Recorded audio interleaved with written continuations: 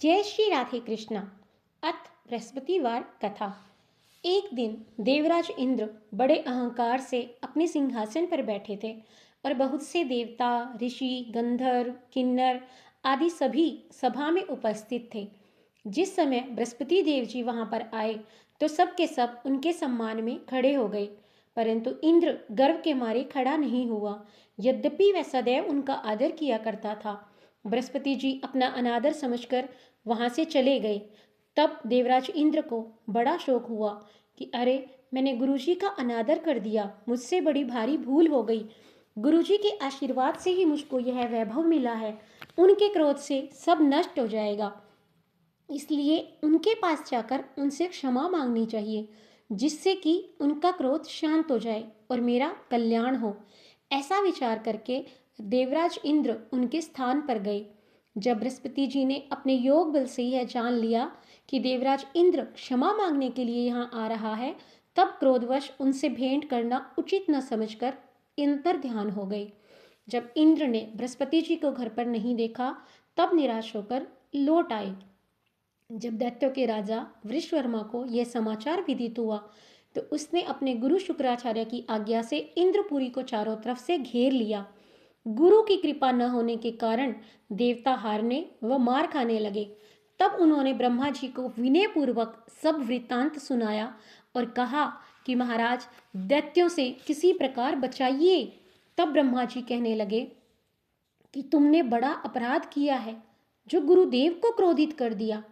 अब तुम्हारा कल्याण इसी में हो सकता है कि त्वष्टा ब्राह्मण का पुत्र विश्वरूपा बड़ा तपस्वी और ज्ञानी है, उसे अपना पुरोहित बनाओ तो तुम्हारा कल्याण हो सकता है। यह वचन सुनते ही देवराज इंद्र त्वष्टा के पास गए और बड़े विनीत भाव से त्वष्टा से कहने लगे कि आप हमारे पुरोहित बनिए, जिससे हमारा कल्याण हो। तब त्वष्टा ने उत्तर दिया कि पुरोहित बनने से तपोबल घट जाता है, परंतु तुम बहुत विनती करते हो, इसलिए मेरा पुत्र विश्वरूपा पुरोहित बनकर तुम्हारी रक्षा करेगा।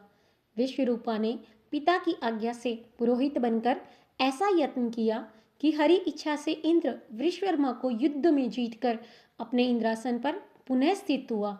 विश्वरूपा के 3 मुख थे। एक मुख से वह सोमपल्ली लता का रस निकालकर पीते थे, दूसरे मुख से वह मदिरा पीते और तीसरे मुख से अन्न आदि भोजन करते थे। इंद्र ने कुछ दिनों उपरांत कहा कि मैं आपकी कृपा से यज्ञ करना चाहता हूँ। जब विश्वरूपा की आज्ञानुसार यज्ञ प्रारंभ हो गया, तब एक दैत्य ने विश्वरूपा से कहा कि तुम्हारी माता दैत्य की कन्या है, इस कारण हमारे कल्याण के निमित्त एक आहुति दैत्यों के नाम पर भी दे दिया करो तो अति उत्तम बात होगी। विश्वरूपा उस दैत्य का कहा मानकर आहुति देते समय दैत्य नाम भी धीरे से लेने लगा। इसी कारण यज्ञ करने पर भी देवताओं का तेज नहीं बढ़ा। इंद्र ने यह वृत्तांत जानते ही क्रोधित होकर विश्वरूपा के 3 सर काट डाले। मद्यपान करने से भंवरा, सोमपल्ली पीने से कबूतर और अन्न खाने वाले मुख से तीतर बन गया। विश्वरूपा के मरते ही इंद्र का स्वरूप ब्रह्महत्या के प्रभाव से बदल गया। देवताओं के 1 वर्ष पश्चाताप करने पर भी ब्रह्महत्या का वह पाप नहीं छूटा, तो सब देवताओं के प्रार्थना करने पर ब्रह्मा जी बृहस्पति जी के सहित वहां आए। उस ब्रह्महत्या के 4 भाग किए। उनमें से पहला भाग पृथ्वी को दिया। इसी कारण कहीं कहीं धरती ऊंची नीची और बीज बोने के लायक नहीं रहती। पर साथ ही ब्रह्मा जी ने यह वरदान दिया, जहां पर पृथ्वी में गड्ढा होगा, कुछ समय पाकर स्वयं भर जाएगा। पाप का दूसरा भाग वृक्षों को दिया, जिससे उनमें से गोंद बनकर बहता है। इस कारण गूगल के अतिरिक्त सब गोंद अशुद्ध समझे जाते हैं।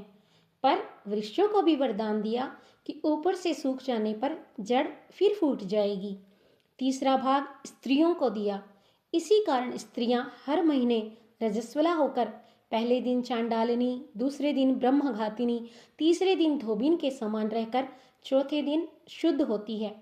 पर साथ ही उनको संतान प्राप्ति का वरदान दिया।